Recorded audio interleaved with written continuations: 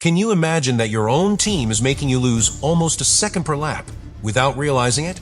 Because that is exactly what happened to Lewis Hamilton in the 2026 Miami GP. And the most serious thing was not the result, but what Ferrari discovered later.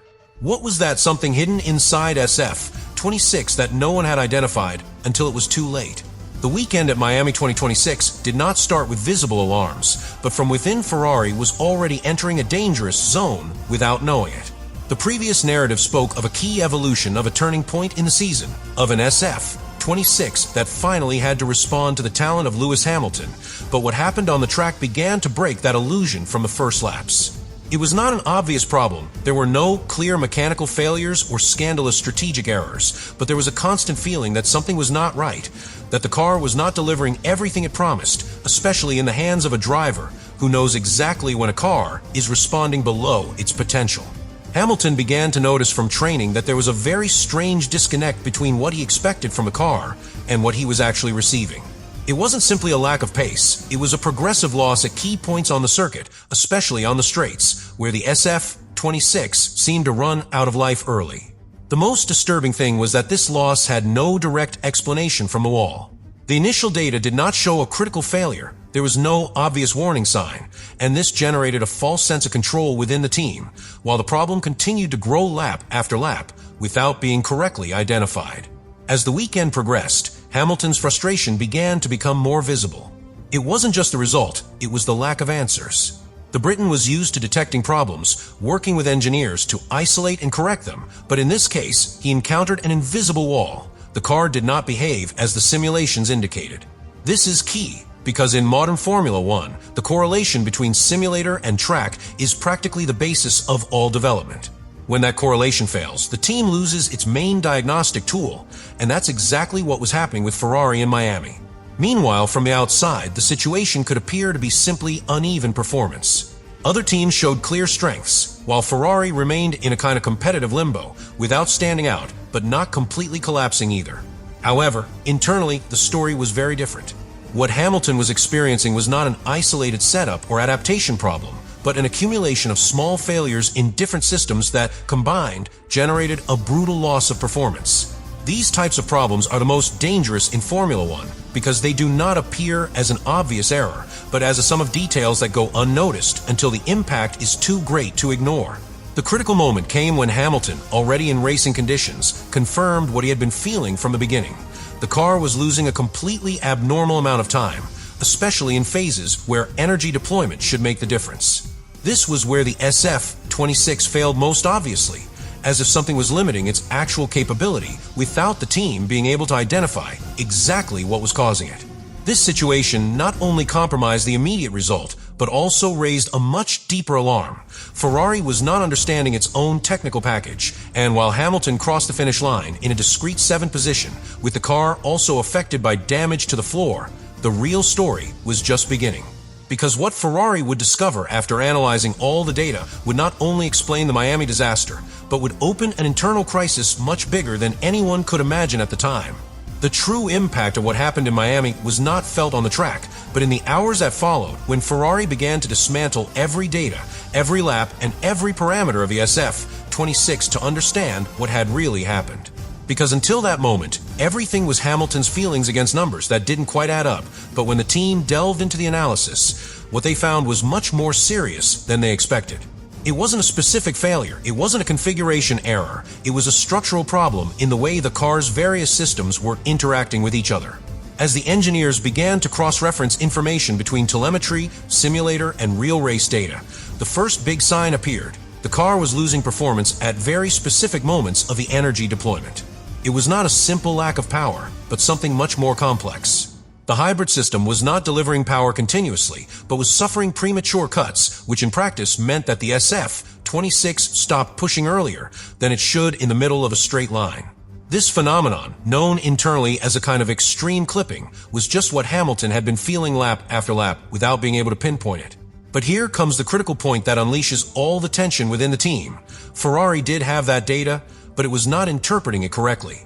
The correlation with the simulator indicated that the car should behave in a completely different way, which led the engineers to rely on a model that, in practice, was wrong.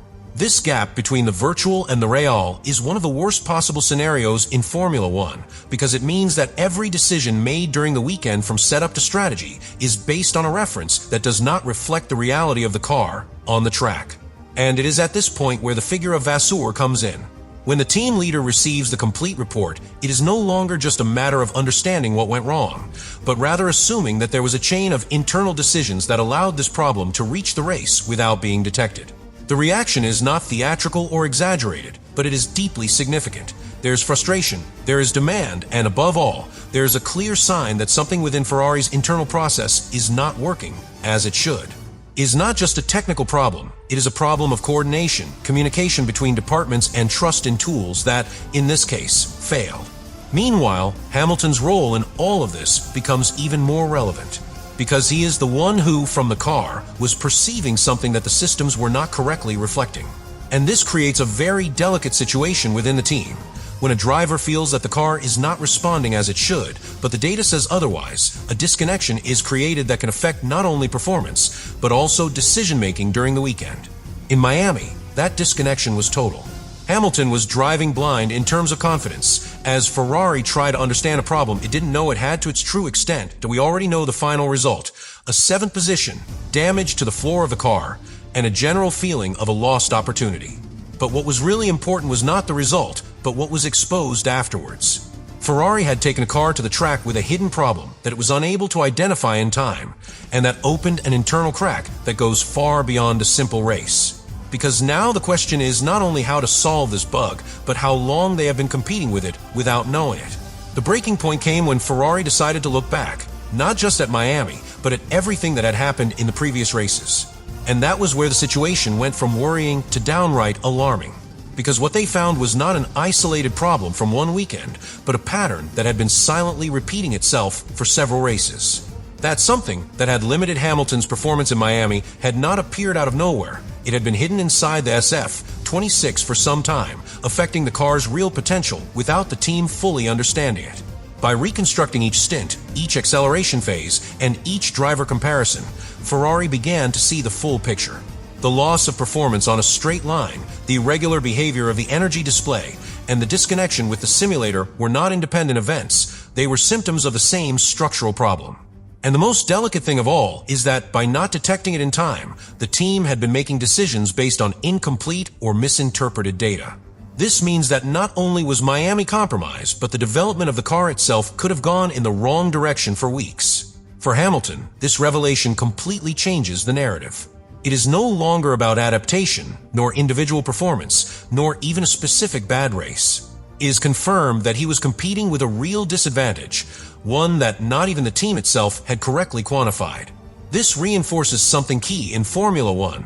When a driver of his caliber insists that something is not working, ignoring it even indirectly can be extremely expensive.